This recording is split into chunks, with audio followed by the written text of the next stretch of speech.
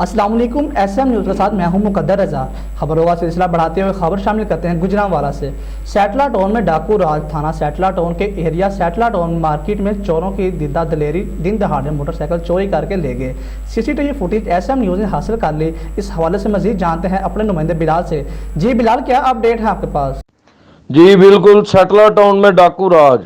तफसीलात के मुताबिक थाना सैटला टाउन के एरिया सैटला टाउन मार्केट में चोरों की दीदा दलेरी दिन दिहाड़े 2019 मॉडल मोटरसाइकिल नंबरी GAQ 7190 चोरी करके ले गए। शहरी नईम का कहना है कि सैटला टाउन मार्केट में दुकान पहले ही लॉकडाउन की वजह से बंद थी, जो कि एक दिन पहले ही खोली है। तो आज मेरी मोटरसाइकिल, जो कि मेरी एक ही सवारी थी, वो भी डाकू ले गए।